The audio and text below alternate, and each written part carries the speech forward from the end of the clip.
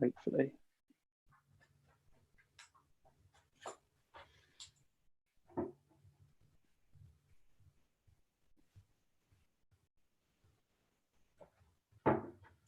Hi everyone. I don't know if anyone can hear us yet. Are we live?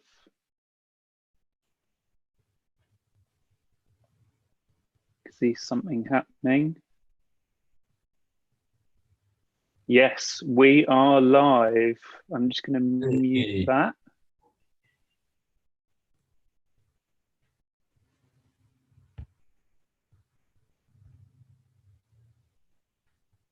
My computer is massively on the go slow. Give me a sec. Right. Hey Ed, how you doing, mate? Sorry about that. How are you? I'm good, mate. How are you? How is lockdown treating you at the moment? Pretty good. Pretty good. It could be worse, you know. It's been a couple of months in Melbourne, in Moonee Ponds, but it's been a pretty productive time for us, so it's been good. Nice. Sort of most of it. Yeah. I think the thing that I keep saying is, like, to everybody I speak to, especially in bands, is like you just have to adapt and evolve in these times and make yourself as productive as possible without going absolutely crazy. I know, like, stuff with the podcast, it's just like do some live streams, do a pub quiz and stuff like that. So so thanks for coming on, man. There's probably some people who are tuning in that haven't listened to the podcast before. So hi to those people that are tuning in or watching back. If you are new to the podcast, please do go and check it out. I've had other guests that I know me and Ed both like Falco from McCluskey and Future Left, and Dev from Idols. So go and check out those interviews as well. But I suppose, Ed, for the people in the UK, because I know you've only been over a couple of times, just, I suppose, describe Heads to those guys. How it all started, what your inspirations as a band. Yeah. So we're a three-piece. Chris and Nick couldn't make it today, unfortunately. They're both in Germany. They both had to work and stuff. I'm in Australia at the moment. And we started the band in 2014. I moved to Berlin from Melbourne, chasing better opportunities for music, more touring opportunities, better schnitzels, and formed a band with Chris, the bass player. And we had a different drummer at that time, a guy called Peter Fochtman. So we started the band 2014, and it's a post-punk noise rock kind of rock band, basically, somewhere around there. Put out our debut record in 2015 on This Charming Man Records in Europe, and Heart of the Rat Records, which is based in Australia. Toured, played shows with bands like METZ and people like this. 2018, we put out a full-length album called Collider in the US, Europe, and Australia, and toured all over the place. Went to England a couple of times. And we're now about to put out our third record called Push. Comes out on May 29th on Glitterhouse Records. Comes out in a week, which is a bit more, the previous two records were a bit slower, I guess, and this one's a bit faster, a bit more angry, noisy post-punk kind of stuff. Yeah. Yeah, so going back to how you sort of came together, the other guys, I mean, the two original members in Heads, they were part of the Ocean Collective, right? So how did you guys sort of cross paths? Yeah, so I had sort of just arrived in Berlin, and I was looking for musicians to start start a new project with. And I grew up in Melbourne, always played music in Melbourne, always played music with friends or people I knew through the scene. I was part of the scene, you know, involved. But in Berlin, I didn't really know many people.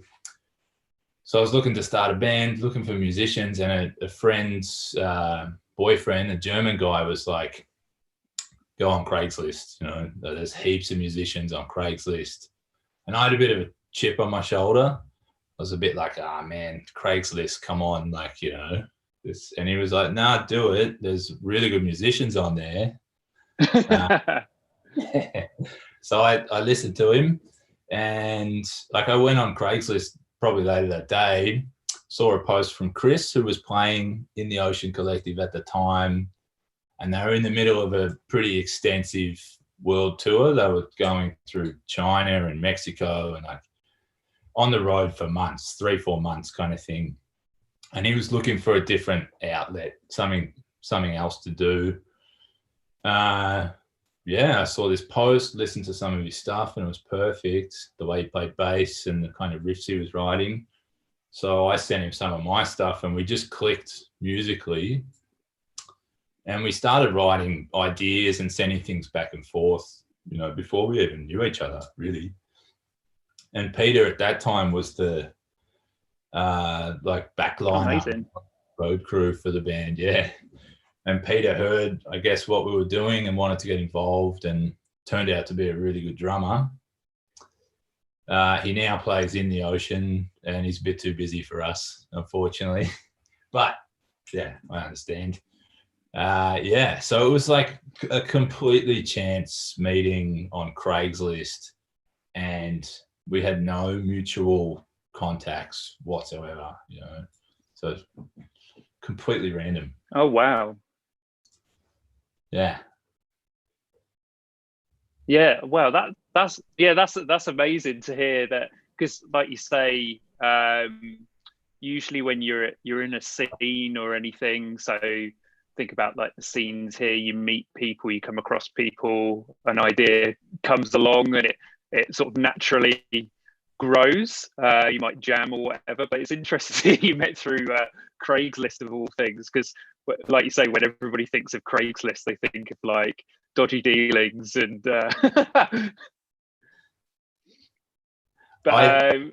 so the new album Push, going back to God. I just tried to sell a car on Craigslist in the US about, you know, a month before this. I was trying to sell a Cadillac in Boston. It's a long story. And it was so many scammers. Like, it was just 9 out of 10 people were just trying to scam me out of this car. So I had a bit of a mistrust for it. Much more trustworthy Craigslist in Berlin, if anyone's wondering. Nice. So yeah, going back to the new album Push, obviously we really want to talk about that. So we've heard a couple of singles, Weather Beaten and Push You Out to Sea, which are great, mate. And actually Patrick, who sent a message in, so thanks Patrick, he was saying about every album you've had so far has got a very distinct sound. Self-Titled has a very hi-fi production, almost plays like an electronic album, and then Collider's a bit dirtier and complex composition. So yeah, I suppose what are we expecting to hear in like the new album? Is it a change in direction for you guys? Is there going to be any like sort of nice surprises at all? Hopefully, yeah. I think it's definitely a kind of change of direction for us. We've got a new drummer on board for this record, a guy called Nick Stockman. And it's definitely, Push is a faster album, and it's a bit more of a bogan album, and it's a bit of an angrier album, I guess. These songs are like, the stuff on Collider, we spent 2 to 3 years writing those songs.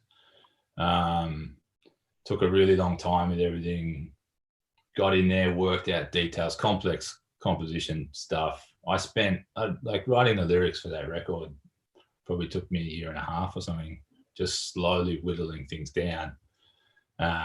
Yeah. And whereas this record is,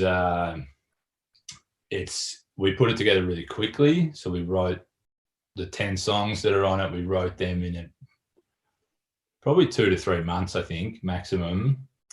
And they're very much songs that are played together in a room. They're faster. They're made to play live. Because we met on Craigslist and our old drummer Peter lived in Hamburg and we're all over the place and everyone's touring and different projects and stuff. With our old stuff, we used to write most of our music on Dropbox folders. We'd send ideas. Someone had added, a bass line, someone had added a drum beat, whatever. And, we'd write all our music on Dropbox, get together at some point for a week and just try and smash everything out. Whereas now the three of us are living in Berlin most of the time. Oh, no. So we're actually getting together in a room like a real band, eating pizza and drinking a beer and writing songs. It's and I think you can hear that, the songs that they've just played live. And they're a bit more energetic. They're a bit more exciting in terms of their energy level.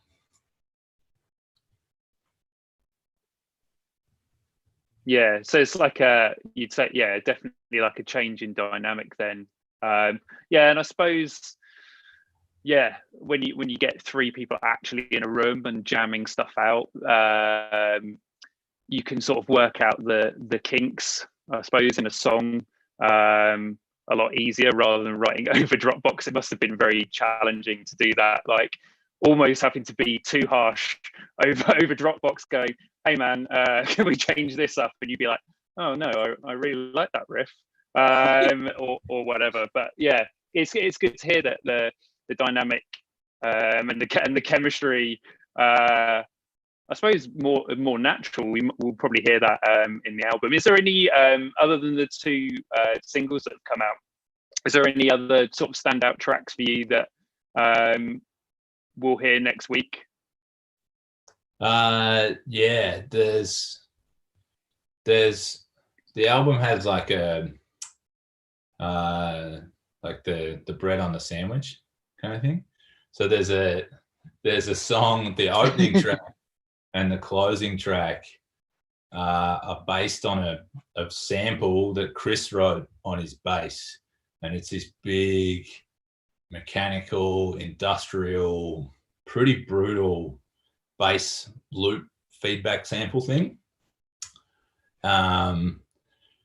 And so it's that exact same riff to start and close the record. And amazing. And then I basically like a riff on top of it vocally. And then we got Christoph Hahn, who plays in Swans. He plays lap steel on the first version. And then we got someone else. I've forgotten his name. That's terrible. It'll come to me in a minute. But one of the guys from Eisenvater is playing guitar on the same track on the end of the record. So it's just really... Oh, nice. It's like, I feel like it's quite special in that they're 2 very different songs, but they're totally connected and they join the whole record together. And lyrically, I call back and forward between the 2 songs. So it's like, I think that's something that's people should enjoy, hopefully. That's a really nice... I like when bands have that, they look at an album as a whole, and definitely having that sort of running theme. But that sounds really exciting. I'm excited to hear that. Actually, I was going to ask about Christoph from Swans. How did that come about? Because when I saw you post that, whenever it was, like a month ago or so, I was just like, oh my god. Obviously, Swans for me are a huge band. So I suppose, how did that come around, man? That was super exciting. We were discussing, like, we basically wrote the record together in our studio space in Berlin, and we're getting ready to record it. And we discussed as a band who we'd like to bring on as guests, because it's a thing that we've done with every record, is that we bring in a few people to do some guest spots. So we started discussing what kind of instruments we'd like and who we'd like to come on. And I can't remember who, but someone said, let's try Christoph from Swans, because we know that he lives in Berlin, and get some lap steel on the record. So there's a guy called Busty Grimm, and he takes a lot of our photos for us, and he does a lot of our video stuff for us. He plays drums in a band called Neander and a band called Earthship, both really good bands. Check them out. So Busty's the drummer in those bands. We've toured with him and stuff, and he takes heaps of photos, and he's an amazing photographer as well. And he was in the studio with us doing some footage and taking some photos. He was like, oh, I know someone who knows someone who knows, Christoph Hahn. He's like, I'll get you the email. But within a couple of hours, he had an email address for me, and I wrote. And then within 24 hours, Christoph wrote back and said, yeah, cool, I'm in. And then 2 days later, he was in the studio with his lap steel recording over our music.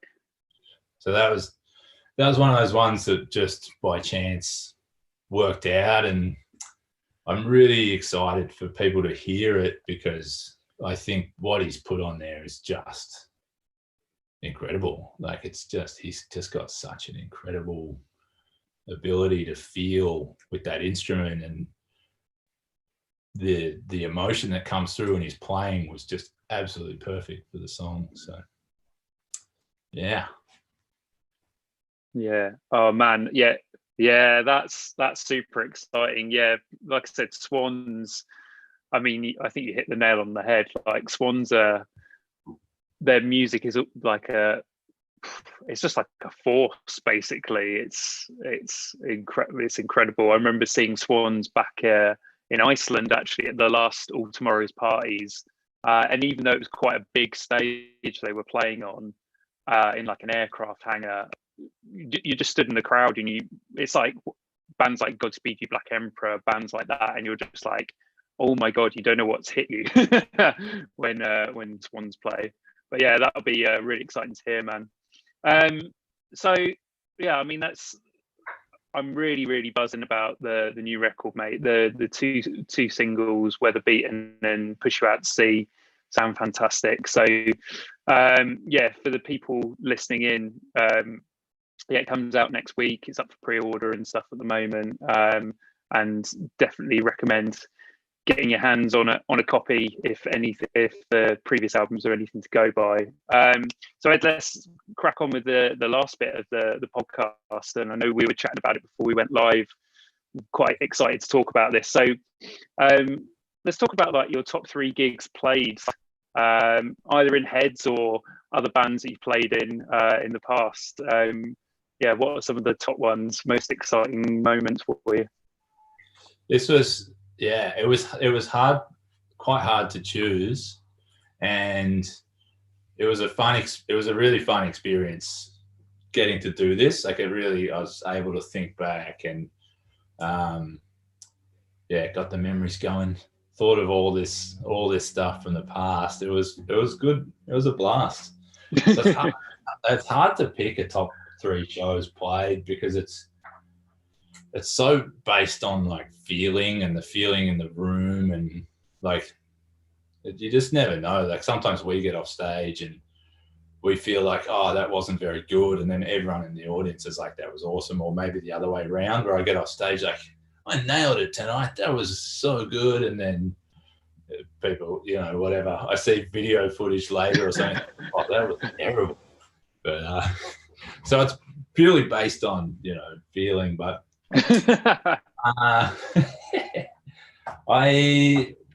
this one was cool. We played after we released Collider, we toured the US, and then we toured Europe with Whores. where I think we met at the show in Bristol on that tour, actually. Yeah. And so we toured with Hawes, and the first show of that tour for us was in Paris. And I just distinctly remember coming out to play and sort of walking out of the backstage onto the stage. And like there'd been a bit of a buzz about, you know, the album and stuff, and like people were buying it in France and we were getting pretty good coverage in France. But we walked off the backstage and came onto stage to play as the support band. So usually as the support band, the audience, half the audience are like, oh yeah, and the other half are outside. And but this show was the first show of that tour, and we walked on stage and the audience were waiting for us. You know, they were just packed, absolutely packed up to the front of the stage. And then it was like, okay, this is like, there's something happening here, you know, and people are interested in what we're doing. So that one really sticks out as like a sort of, it just feels differently if the crowd care. Like if they're there to see you and they know the songs and they're invested, it feels incredible. It's making me realize how much I miss playing shows right now. Oh, sorry. I mean, talking about support bands, like being the support band, and like I remember when talking about idols again. I mean, I always talk about them on this podcast, but when John supported them in Europe, and I went out, funny enough, to see them in Berlin, and like it was towards the end of the tour, and I'd heard some stuff from the guys, and they were like, yeah, like the crowd's been all right with us, like there's good nights and bad nights, but obviously they're here to see idols. But I remember that Berlin show, it was SO36, great venue, absolutely superb venue, and like when John came on stage, it was just like, oh my god, the venue's packed for them. And it was such, and I went down the front to obviously give them some support, and I was like, they don't need me down the front for some support. Like it was going nuts down the front. So yeah, like it's really, I suppose it's really nice when the support band gets so much attention from the crowd, like when you're not expecting it as well. Yeah, totally. Because sometimes it really works, and then like often you got to win them over, depending on who the band is and how closely your music aligns as well. Like sometimes it's like, oh, cool, yeah, we get this great show or this great tour opening for someone else, but then once you actually get on stage, it's like, okay, we have to actually win the crowd over now. It's not always easy. Yeah. Yeah. But that was cool. Yeah. Huh? Yeah. I think we've all seen that with. Sorry, mate. Go on. I think there's a bit of a delay. There is. Yeah, there is. Yeah. No, it was good. That tour was pretty good. There's always times. There's always a few shows where you really have to, like, the band has to like band together and, all right, we've got to do this. Well, you won me over in Bristol, mate. So you got a feyour fans on that tour for sure. Thanks. So going on to your next one. What else have you got for top shows you've played? So this is a show I did as a one-off. Only time this is ever going to happen. So I just got married in December to my wife, Rosa. And we got married in Las Vegas in the States on our way to Australia. And we were set up to play a show at the Zebulon in LA, which is a really awesome venue. And it was like a one night only thing. And Rosa is a musician as well. She's a singer and bass player and songwriter. And she often tours with a woman called Josephine Foster. I don't know if you know Josephine Foster. So Rosa often plays in Josephine. Yeah. So Josephine asked us to come and join her on stage at the Zebulon in LA, like 2 days after we got married.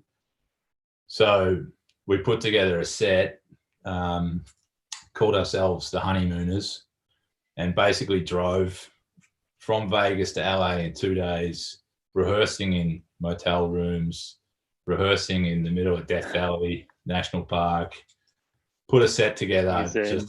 Just bought a bunch of guitars at Guitar Center in Las Vegas with the plan to return them to Guitar Center in LA. So bought all these pedals and like all this stuff. Got to LA, got up there to do the show. Rosa comes on stage in a wedding dress. We called ourselves the Honeymooners. Oh, amazing. Yeah, called ourselves the Honeymooners for one night only, and we couldn't do anything wrong. Like, that's like, if only I could play every show having just got married, because you say that in the mic and then it was cool. And then we joined Josephine's band, and I was trying to learn the songs as well, like playing slide guitar, which I've never really played before. So I'm in motel rooms listening to Josephine's songs, trying to figure out how to do it. And it's pretty interesting guitar stuff as well. But it was a really beautiful experience. And Josephine's music is it's very delicate and very well put together, but also very free. So being on stage with her and her band was a really amazing experience, because I could screw up a little bit on the slide guitar. Yeah, it was cool. And David, I can't remember his name, David Parho from Slint, is it? I think. Oh, yeah. Was in the audience, which was a real buzz for me as well, because I grew up driving around in my car with Slint CDs on repeat. So to play a show in LA, look out and there's David from Slint. That was a good buzz. Yeah, that's I suppose that's like a once in a lifetime story as well. I don't think there's many people that can tell that story of I've just driven from Las Vegas to LA after getting married to play a show whilst rehearsing in motel rooms. Like, it just, that I remember seeing the photos on your social media, and I was like, damn, I just want your life right now, just for that moment. It was beautiful. Yeah, and I love that area of the world as well. Like, Laura and I we did a whole drive around there. So we went LA, Vegas, Joshua Tree, and then back to LA. So yeah, that's our area of the world, man. Like, Joshua, have you ever been to Joshua Tree before as well? We didn't make it, unfortunately. No. Oh, yeah, when you go back, you've got to go Joshua Tree, man. Go to Pappy and Harriet's, go and eat some ribs there, and go to like Country Kitchen. Just go to the land of Queens of the Stone Age and Caius, basically. I'm gonna write this down. What is it? Pappy and Harriet's. Nice. Pappy and Harriet's. So look it up. Pappy and Harriet's. It's a venue as well, and it's incredible. They've held gigs for like the Pixies there. I think like Paul McCartney's played there. Like, it's an interesting venue. So when you go back, and you'd love it out there. So anyway, going on to the I digress. Going on to the last gig that you've played, it's in your top three. Tricky, but I'm gonna say we opened for Daughters in Cologne, which I was really amped to see them play, because that record is just so incredible. So I was probably more keen to see them play than to actually play the show myself, actually. But that was the only time we played with them, and I feel like that lineup definitely worked. So that audience was sort of on our side from the beginning, felt like. And it was also our first show with Nick as the new drummer. So playing this sort of fairly large packed venue in Cologne with Nick doing his first show, absolutely smashing it on the drums. Like, just did a great job. The audience was liking it. Got to see Daughters. It was cool. Yeah. Yeah.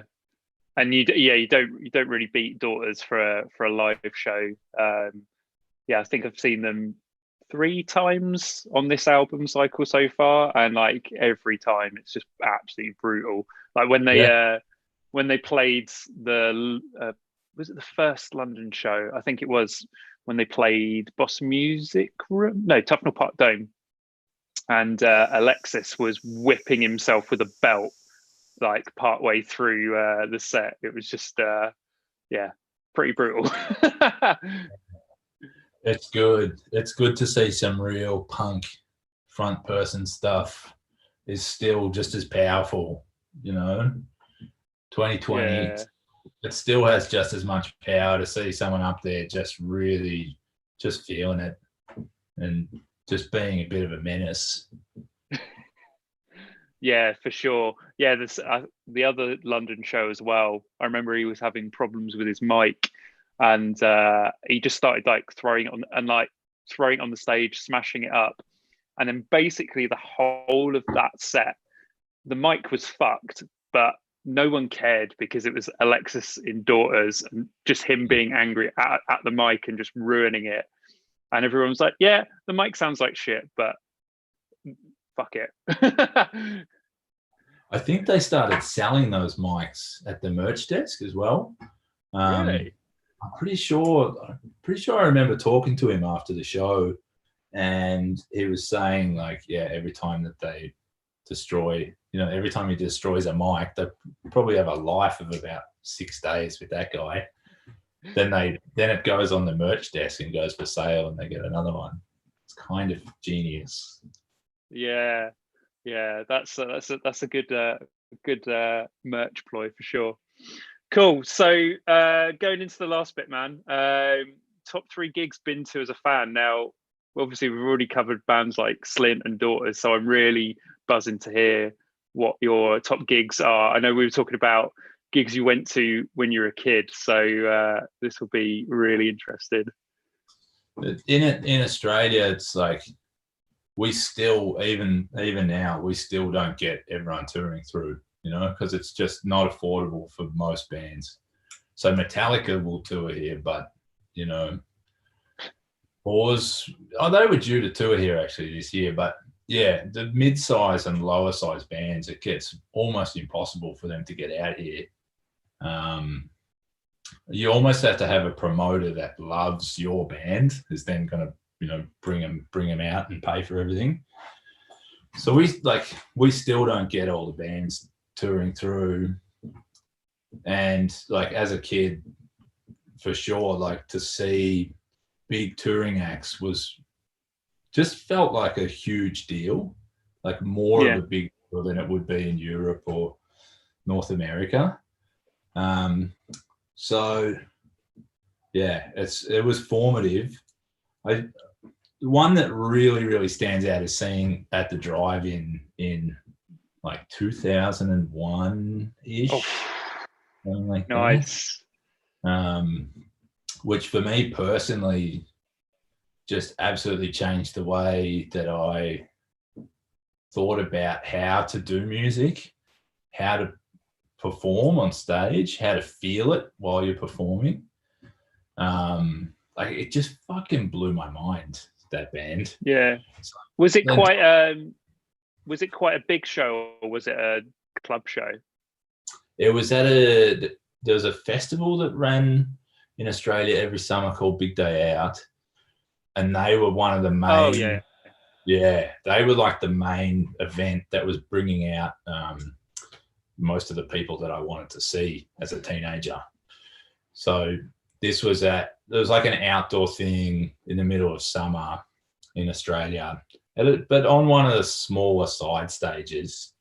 So I got right up the front really early, and it fucking blew my mind. The way they acted on stage, it was like pure energy, just absolutely smacking you in the face from the moment they started. Like that just completely changed everything for me, seeing that band. I've listened to the record now, like recently, and it, for me personally, hasn't aged that well, or maybe I haven't aged that well, I don't know, but at that time it was just incredible. Yeah, I haven't seen anything like it. I'm gutted that I never saw them back in the day, as it were. I've seen them about 3 times since obviously their later reformation, and out of driving personally for me, again, really important band. What's the name of the album? The really famous album, I can't remember now, but that was a big album for me growing up. But they're the 3 times I've seen them, they've been a kind of a mixed bag live. Like, when we saw them at the Roundhouse, they were superb. They were really on point. Like, they played really well. But I suppose they didn't have that same energy that they usually do. And then one of the other times I saw them at Brixton Academy, I think it was, they had the energy, but they just didn't sound great at all. And it was kind of, bit of a letdown, to be honest. But I would have loved to have seen them in that moment, like 2000, 2001, where I suppose they were fresh. They were obviously a lot younger. They probably didn't care as much, so that's why they were a little bit more destructive on stage. Like, you see the videos, like they played on later with Jules Holland, which is I don't know if you know the TV show here in the UK, where they get bands on to play like 3 songs live, and they were destructive in this nice little BBC studio, and like people just stood there like in the crowd just going, who the fuck are these guys, kind of thing. Nice. Yeah, it was wild. That was a wild band in 2001. Completely, mind blowing. Me and the band I was in at the time. Shout out to Downgrade. We guess we kind of tried to replicate them a little bit after that, and I'm glad there's no video footage of that. Oh, surely we can dig something out. Is there anything online, like recorded or anything? We were too young and it's too long ago. Yeah, doesn't really exist. There's CDs somewhere, like like CDs that I burnt myself to try and sell at shows. I'd burn 50 copies in the computer to take all day, and then I'd print 50, cut them out with scissors and try and slide them in. They looked like crap anyway. It was that kind of style. So I'm sure there's CDs around, but that's about it. Yeah. Cool. So what are the other 2 shows that like really impacted for you, man? So around about the same time, I also at this Big Day Out festival, actually, because like when I started thinking about this and thinking about these shows, it was this kind of, for me, this time when I was a teenager, going to this huge festival with all these bands from all over. It was just such a formative thing, and quite a unique thing in Australia. It kind of happened once a year. Like, you sort of waited as a teenager, you waited for summer, and then you splashed out all the cash you'd saved to go to this one festival. So I saw another band at possibly the same year, definitely around the same kind of time. And so I'm walking through the crowd with my buddies or whatever, and it's a big outdoor kind of deal. And I can just hear this insane industrial, like a machine, It's like nothing I've ever heard before as well. It's just this machine. It's like a train starting. I don't know, it's weird. And I'm like, what the fuck is that? This is amazing. So we sort of like, we're a bunch of like long-haired, stoned teenagers, and like, oh yeah, let's go and have a look.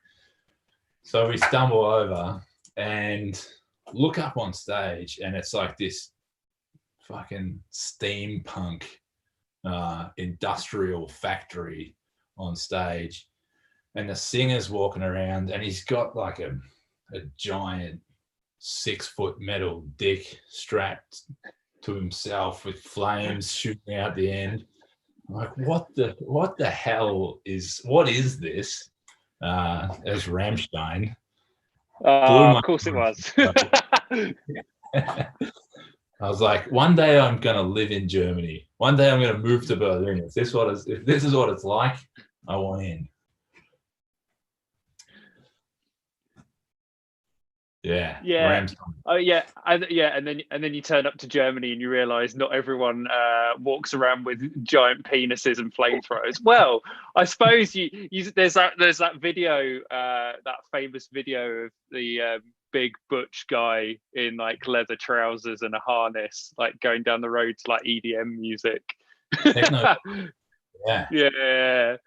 Techno Vikings. Yeah. Yeah, it is. Like, I remember like coming over for Queens of Stone Age actually once, going to the Citadel and going out for a night out afterwards, and actually going around the streets and like, yeah, it can get pretty crazy in Berlin, like late at night. Actually, after that Idol show, went to like a couple of bars afterwards, and yeah, do like the Berlin nightlife, man. Actually, if everything goes to shit with Brexit, I'll happily move to Berlin. Come over. Yeah. Yeah, it's still pretty loose. Yeah. Cool. What's your last show, man? And then we'll wrap it up. I'm sort of changing my mind all the time as we speak. I'm gonna say so. I came back to Australia, like this one's more recent, so probably 3 or 4 years ago in summer. I came back and I flew in, and the next day a buddy of mine was playing. He plays in a band called Cash Savage and the Last Drinks, which is this really nice kind of really awesome Aussie rock stuff. It's just super cool. And he was playing an outdoor show somewhere in Melbourne, invited me to come down. So I went down and watched the Cash Savage and the Last Drinks show, which was killer, like super, super cool. But I'd seen him a few times before and stuff. Next band comes on, and it's this like big outdoor in the middle of a sort of art gallery thing in Melbourne. Sun's shining, summer day.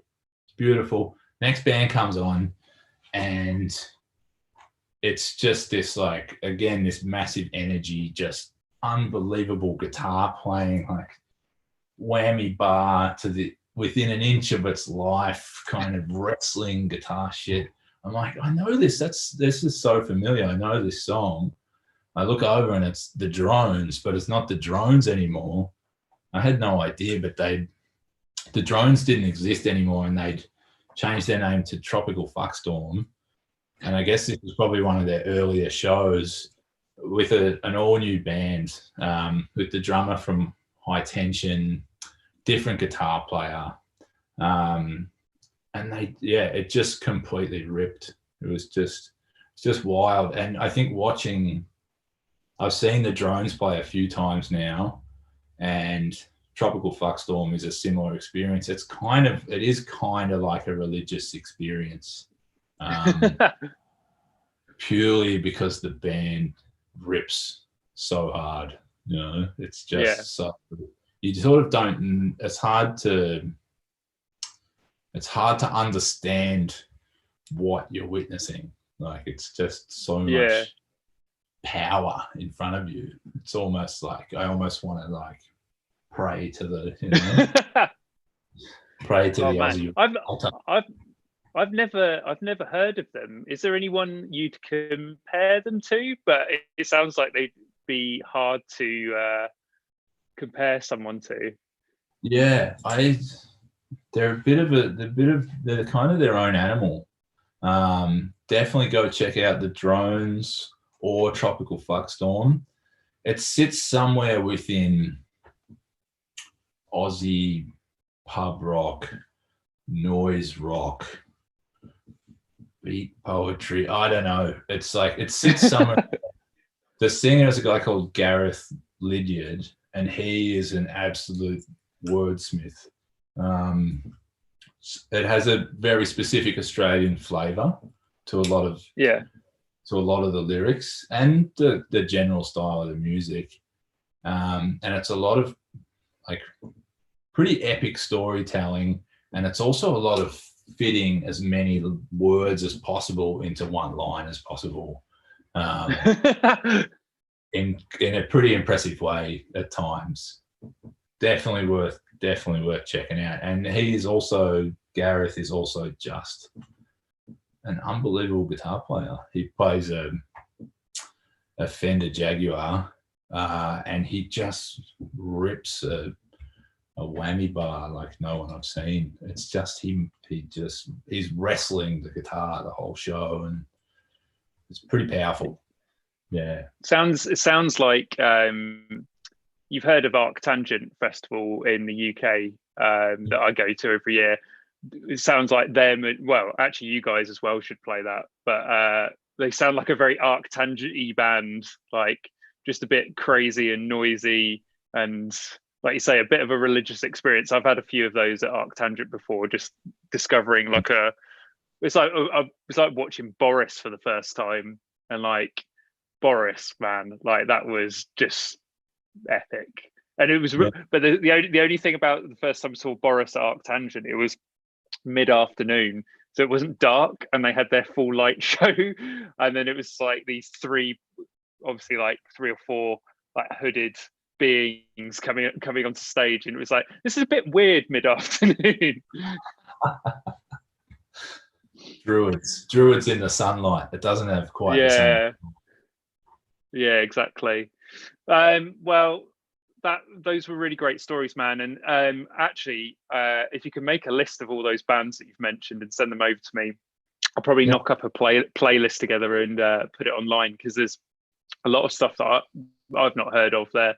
Yeah, it's really great to have you on, man, and really nice to catch up.